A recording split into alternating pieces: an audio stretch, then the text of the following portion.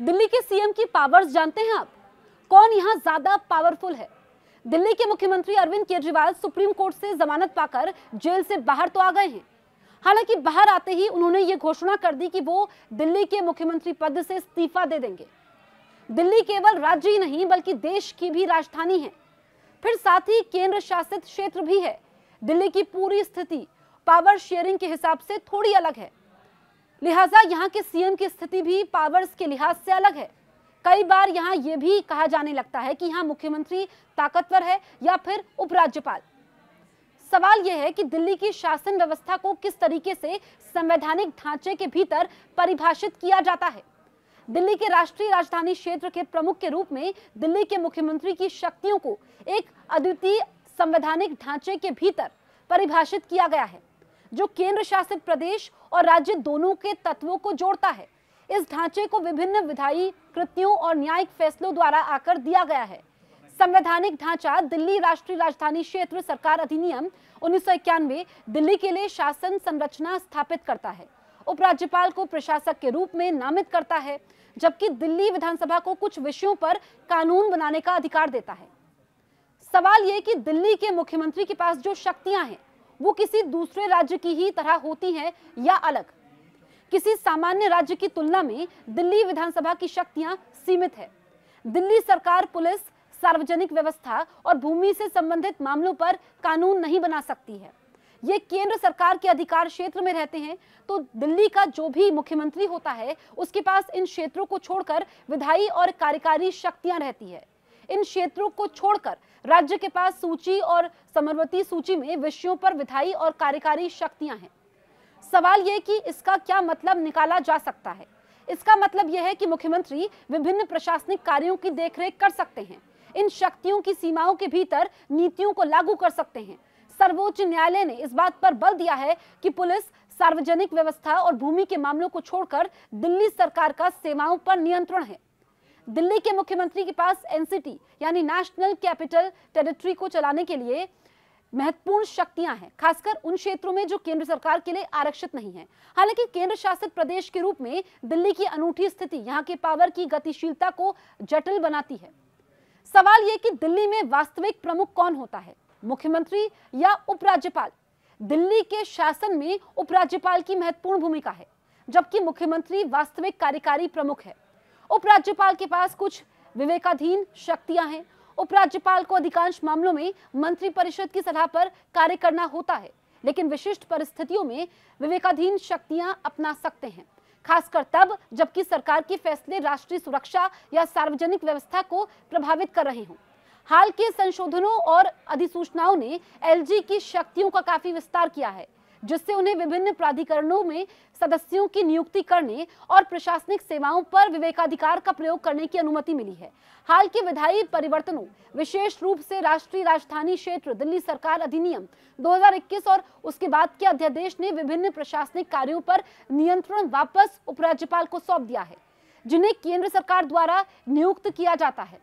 LG कुछ मामलों में स्वतंत्र रूप से कार्य कर सकते हैं, विशेष रूप से सार्वजनिक व्यवस्था, पुलिस और भूमि से जुड़े मामले जो केंद्रीय नियंत्रण में हैं। वहीं दूसरी ओर मुख्यमंत्री दिल्ली सरकार का वास्तविक कार्यकारी मुखिया होता है, जो दिन प्रतिदिन के शासन के लिए जिम्मेदार होता है। सीएम मंत्रिपरिषद का नेतृत्व करता है और दिल्ली विधानसभा के प्रति जवाबदेह होता है।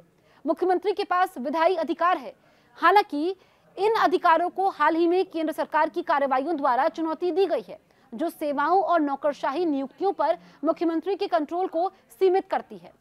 सवाल यह कि क्या इससे दिल्ली की चुनी हुई लोकतांत्रिक सरकार और इसके मुख्यमंत्री की शक्तियों पर असर पड़ता है? ये कहा जा सकता है। हाल के विधायी परिवर्तनों, विशेष रूप से राष्ट्रीय राजधानी क्षेत्र दिल्ली सरकार अधिनियम 2023 ने विभिन्न प्रशासनिक कार्यों पर नियंत्रण वापस उपराज्यपाल को सौंप दिया है, जिन्हें केंद्र सरकार द्वारा नियुक्त किया जाता है। ये केंद्रीकरण निर्वाचित दिल्ली सरकार के अधिकार को कमजोर करता है और नीतियों को प्रभावी ढंग से लागू करने की दिल्ली सरकार और इसके मुख्यमंत्री की क्षमता को बाधित करता है।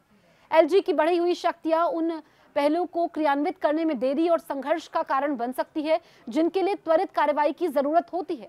दिल्ली सरकार के फैसले एलजी द्वारा रोके जा सकते हैं या वीटो किए जा सकते हैं। सवाल ये खड़ा होता है कि क्या इससे सिविल सेवा के अधिकारी दिल्ली की निर्वाचित सरकार और उसके प्रतिनिधियों के प्रति नहीं होती? दरअसल दिल्ली में सरकार और उपराज्यपाल के बीच शक्ति साझाकरण व्यवस्था जवाबदेही तंत्र को जटिल बनाती है। सिविल सेवा मामलों पर एलजी की विवेकाधिकार का प्रयोग करने की क्षमता का अर्थ यह है कि सिविल सेवक निर्वाचित अधिकारियों के प्रति पूरी तरीके से जवाबदेह नहीं हो सकते। जाहिर सी बात है कि इससे सिविल सेवा के अधिकारी निर्वाचित प्रतिनिधियों और नीतियों के प्रति पूरी ताकत से काम नहीं कर पाएंगे, उसका अभाव या शिथिलता महसूस होते रहेंगे। सवाल यह कि दिल्ली में मुख्यमंत्री और उपराज्यपाल के बीच शक्ति साझाकरण क्या प्रभावी शासन में बाधक बनती है? दिल्ली में शक्ति साझाकरण की स्थिति अक्सर एलजी और मुख्यमंत्री के बीच संघर्ष की ओर ले जाती है, जो शासन को और जटिल बनाती है। नीतिगत प्राथमिकताओं या अगर हम बात करें रणनीतियों पर असहमति के परिणाम स्वरूप सार्वजनिक विवाद भी होते नजर आते हैं। ये सब प्रभारी शासन से ध्यान भटकाते हैं, नीति निष्पादन के लिए अस्थिर वातावरण बनाते हैं। सवाल ये कि दिल्ली शासन में क्या दिक्कतें हो रही हैं। 2015 से केंद्र सरकार ने प्रशासनिक सेवाओं पर नियंत्रण उपराज्यपाल को सौंप दिया है, जिसने निर्वाचित दिल्ली सरकार के कामकाज को गंभीर रूप से बाधित किया है।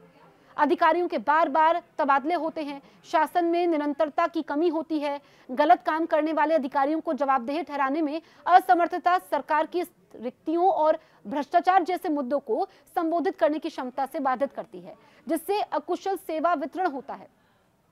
दिल्ली सरकार के लिए विभिन्न विधायी और प्रशासनिक कार्यों के लिए एलजी की सहमति लेने की आवश्यकता निर्णय लेने में टकराव पैदा करती है। कानूनी और संवैधानिक चुनौतियों, एलजी बनाम दिल्ली सरकार की शक्तियों की सीमा के बारे में चल रही कानूनी लड़ाइयां एक अस्थिर शासन वातावरण बनाती हैं। जवाबदेही की ये कमी लोकतांत्रिक प्रक्रियाओं को कमजोर करती है और शासन में जनता के विश्वास को खत्म करती है। पुलिस, सार्वजनिक व्यवस्था और भूमि जैसे महत्वपूर्ण क्षेत्रों पर नियंत्रण की कमी प्रभावी स्थानीय शासन को काफी हद तक बाधित करती है। दिल्ली का मुख्यमंत्री कौन से काम सीधे कर सकता है? मुख्यमंत्री शिक्षा, स्वास्थ्य, परिवहन, बुनियादी ढांचे जैसे विभिन्न क्षेत्रों में नीतियां बनाने के लिए जिम्मेदार है। मुख्यमंत्री महत्वपूर्ण राज्य मामलों पर चर्चा, निर्णय लेने के लिए कैबिनेट मीटिंग बुलाने में सक्षम है। मुख्यमंत्री शासन, बजट आवंटन और प्रशासनिक सुधारों के बारे में निर्णय लेने के लिए मंत्रियों के साथ सहयोग करते हैं। मुख्यमंत्री संबंधित विभाग सचिवों के साथ परामर्श करके अपने अधिकार क्षेत्र के भीतर विशिष्ट मामलों को संभालने के लिए आदेश जारी कर सकते हैं। मुख्यमंत्री अपने अपने विभागों में सार्वजनिक अधिकारियों द्वारा की गई कार्रवाइयों के लिए दिल्ली विधानसभा के प्रति जवाबदेह हैं।